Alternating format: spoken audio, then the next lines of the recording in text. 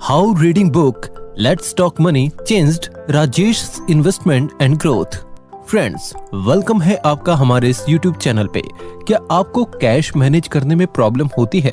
क्या सैलरी मिलने के कुछ टाइम बाद ही आपके सारे पैसे गायब हो जाते हैं? अगर आपका पैसा आपके पास नहीं रहता और आपको बार बार पैसे से जुड़ी प्रॉब्लम्स फेस करनी पड़ती हैं, तो आप भी राजेश जैसे लोगों में काउंट होते हो। राजेश की लाइफ में भी यही प्रॉब्लम्स थी।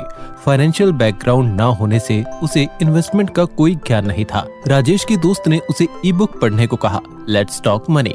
आपको भी यह बुक समरी जरूर पढ़नी चाहिए, क्योंकि इस बुक समरी में ऑथर ने इस बात को साफ साफ बताया है कि आखिर आपके पैसे जाते कहाँ हैं। और राजेश की इन्वेस्टमेंट भी डबल हो गई।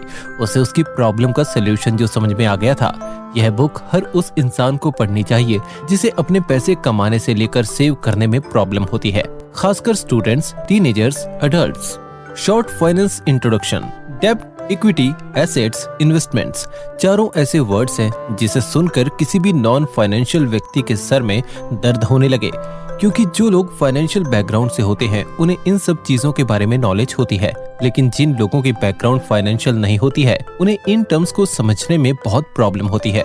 कुछ लोगों को तो यह सारी चीजें इतनी बुरी लगती हैं कि वह इन सब चीजों से पीछा छुड़वाने की कोशिश करते हैं, लेकिन आपके इन्फॉर्मेशन के लिए बता दें कि आप चाहकर भी ऐसा नहीं कर सकते हैं, क्योंकि फाइनेंस की बेसिक नॉलेज सबको होनी चाहिए और पैसे को समझना आपको तभी डिफिकल्ट और स्केरी लगेगा जब आप उसके बारे में इस तरह से नेगेटिव सोचेंगे। इस बुक समरी में आपको आपके पैसे को मैनेज करने के सिंपल फाइनेंशियल सिस्टम के बारे में बताया जाएगा। The money order.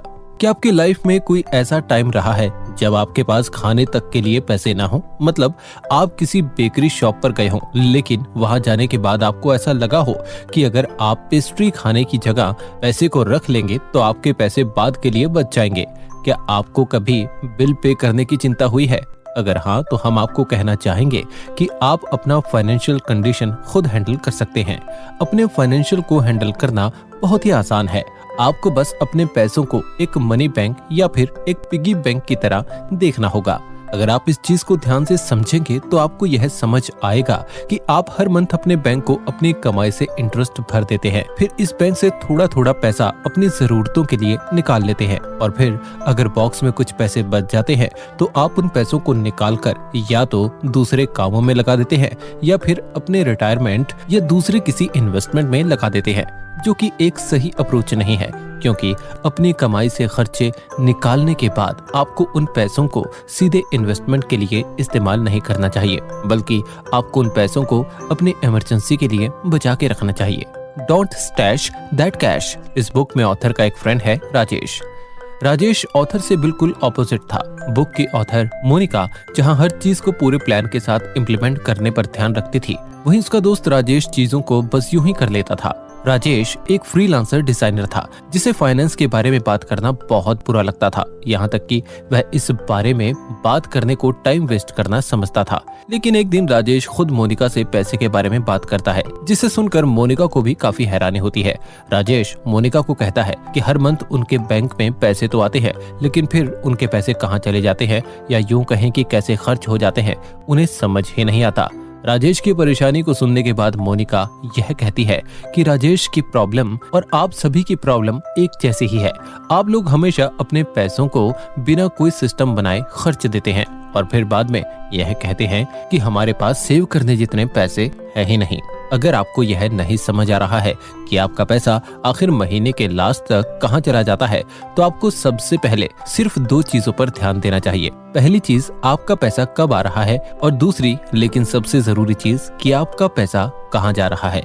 हाँ, शुरुआत में आपको सिर्फ अपने पैसों पर ध्यान देने की जरूरत है। हो सकता है कि आपको सुनने में यह थोड़ी बोरिंग लगे, लेकिन आपको अपने खर्चे का हिसाब रखना ही होगा, क्योंकि अगर आप इस काम को बोरिंग तरीके से लेंगे तो आप कभी भी अपने पैसे के बारे में जान नहीं पाएंगे। Fruitful investment. शुरू में आप सभी की तरह राजेश भी खुद को इन्वेस्टिंग से दूर रखना चाहता था, क्योंकि आप ही की तरह राजेश को भी इन्वेस्टिंग कॉम्प्लिकेटेड और स्केरी लगता था।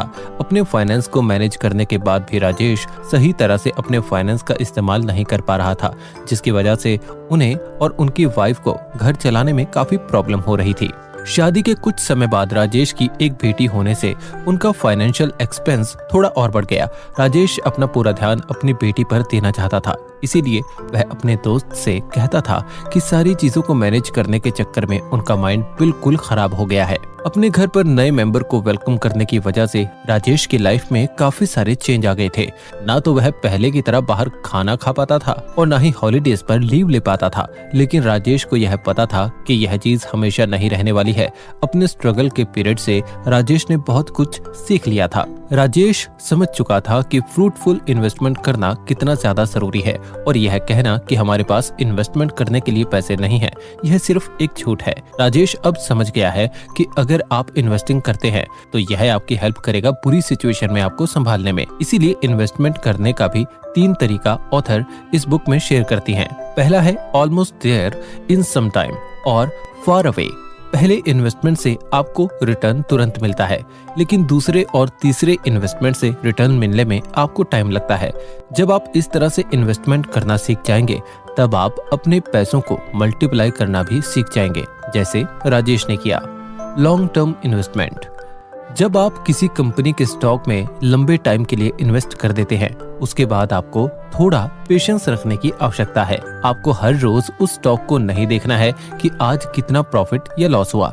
चूंकि आपका इन्वेस्टमेंट लॉन्ग टर्म के लिए है, इसीलिए रोज अपने स्टॉक को देखने की जरूरत नहीं और ना ही मार्केट में किसी न्यूज या अफवाह से आपको डरने की जरूरत है। निवेश के बाद आपको सब्र रखना है और 2-3 महीने में अपने स्टॉक को एनालिसिस करना है। एनालिसिस में आपको यह देखना है कि जो स्टॉक आपने लिए हैं क्या वह आपके मुताबिक काम कर रहा है या नहीं।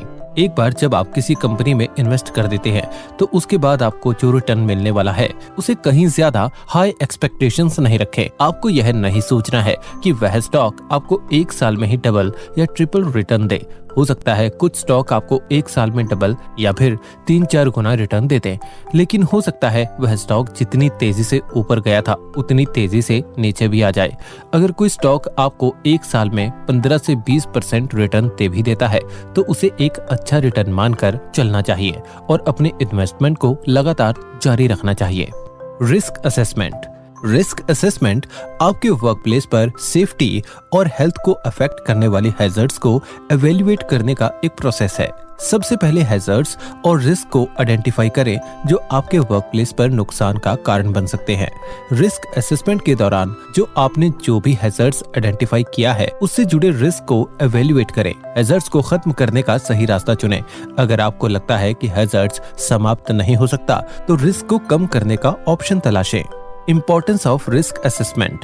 जब हम रिस्क असेसमेंट करते हैं तो हैजर्ड्स को आइडेंटिफाई करते हैं, तो हैजर्ड्स और रिस्क के बारे में अवेयरनेस लाने का हर संभव प्रयास करते हैं। इसके माध्यम से हम आसानी से पता कर लेते हैं कि कौन सा एम्प्लॉय ज्यादा रिस्क में हो सकता है, जैसे कि विजिटर, कॉन्ट्रैक्टर, वर्कर, हाउसकीपर और क्लीनर, और ऐसे में उन्हें बचाने के वो सभी स्टेप्स उठाए जाते हैं जिसकी जरूरत होती है।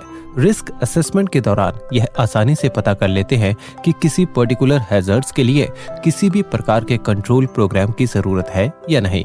अगर है तो उसे आसानी से कंडक्ट करा दिया जाता है, क्योंकि रिस्क के असेसमेंट में हम हैजर्ड्स को फाइंड आउट करने की प्रायोरिटी यानी कि प्राथमिकता देते हैं।